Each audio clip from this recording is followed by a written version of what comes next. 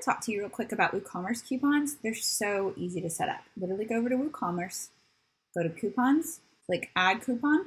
Coupon code is what the customer would type in. It is not case sensitive, so even if you type in test coupon 101 and they type in test coupon 101, both of those work. So just keep that in mind. I sometimes use the uppercase just to be able to differentiate them for myself. Description, it's totally optional. I usually put something here so remember what it is. This is a test coupon for demonstration purposes, but you might put something like, this is the coupon for the TPT sale 2018 fall, or whatever it is. And actually what I do is on my website for TPT sales, I use the same coupon code that they do, and I just make it active on my website as well. And it's not like everybody's coming to my website instead of TPT to buy. It just makes it easier than trying to have people remember two different coupon codes. You're going to go to general, and the discount type is you can have a fixed cart discount, a fixed product discount, or a percentage discount. I tend to use the percentage discount. It just makes more sense to me. So for example, let's say that I'm giving a free item. This one's super easy. You do 100%. If I'm doing 25% off, you just do 25% off. If you're doing a fixed cart discount, that means that if they have 3 items in the cart, let's say they have a $10 item, a $10 item, and a $10 item, and you want to just take $2 off in general, you would write 2 there, and that'll bring it off. I do that if I know that I need the total to be an exact number. For example, I know that I want to offer a bundle, and that bundle needs to be advertised for $20, and it's normally like $24.95. Then I would make my discount $4.95 instead of trying to figure out like the exact percentage. But most of the time in my daily usage of coupons, I'm just using a percentage discount. A fixed product discount, that one is going to be applying to a specific product. To be honest, I've never used that. I've only used percentage and fixed cart with most of mine using percentage discounts. So let's say I'm going to do a percentage discount. I'm going to make it 10%. And I'm going to make the coupon, let's make it expire tomorrow. And I use this for site-wide sales. Usage restriction. Most of these are self-explanatory. You can make them have a minimum spend. If you want to know more about it, you can click the little information button, maximum spend. Individual use only. This means that this is the only coupon that can be used. If they use a 10% off coupon, they cannot stack it with anything else. So that's kind of up to you. If you want to exclude sell items, let's say that you've already set a specific sell on something, then you would click that. Products. Now, this is kind of cool. This is where you can say, these are the products it's only good for. Let's say that you're having a special sale or a special coupon for Primary Bliss Teaching has a thing called Number Talks, and I'm just randomly pick one. So it would be applicable to Number Talks. If you want to have it applicable to all the Number Talks, you could just individually add each Number Talks product there. Let's say that you want everything to be on Excel except for a specific product. You could take that off, and let's say I want to exclude the Number Talks products. That means that when they go to apply the coupon, it will not apply to this product. When I'm doing a sale, sometimes I'm doing a sale on like all my ukulele stuff.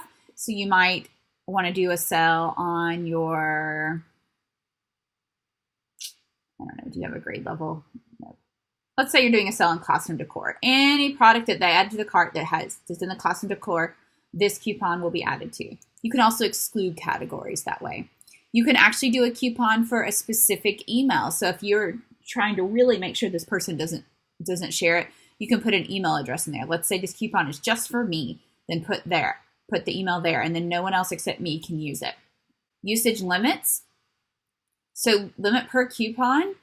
Let's say I gave a coupon to an individual customer, and I just want to make sure it doesn't get out there, then I just say it's a one-time use coupon. Now, on my site-wide sell coupons, I don't do that.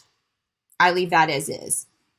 Limit usage to X items. That's more for when you did that product discount right here. So if I was doing a fixed product discount and I had specified the product, let's say that you can only use it for 3 of those items. I think that's really used more for shipped products, like if I was buying 3 t-shirts.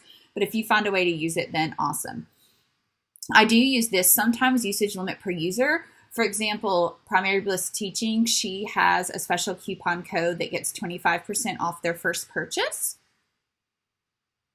And so or 20% off their first purchase. So the way we have it set up is we've actually limited it to 1 per user. And that works out really cool because they can use it one time, but when they come back to use it again, then they're not going to be able to. Now, technically, they could sign up for another account under another email address and use it that way, but that's a lot of work for their end. And if they're willing to go through that much work to buy something else and use a coupon, then I'm frankly going to let them do it at that point.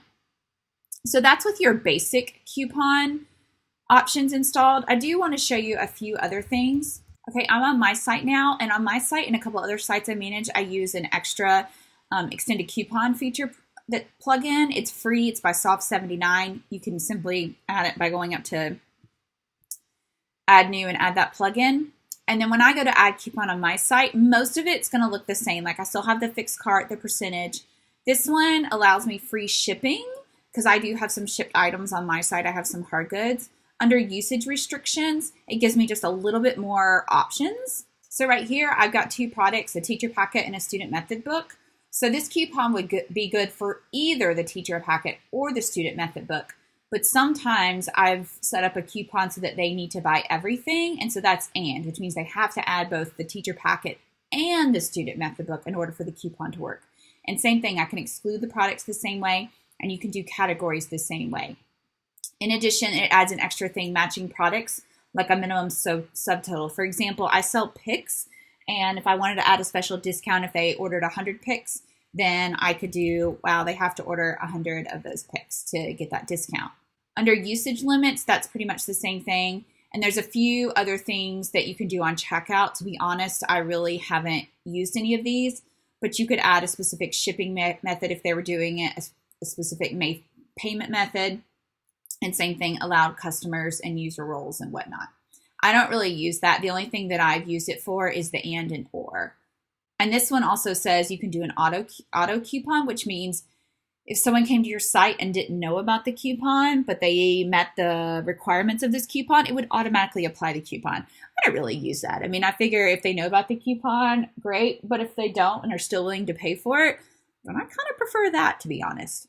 So that's just a couple of extra features that you get with the advanced extended coupon feature. It's absolutely not required to use coupons at all. I just use it for those couple extra and or options. I hope that helps. Let me know if you have any more questions about coupons. If you're wanting to make a specific coupon link, which means you give somebody a link and it automatically adds the product to the cart and applies the coupon, I have a different tutorial for that. Have a great day.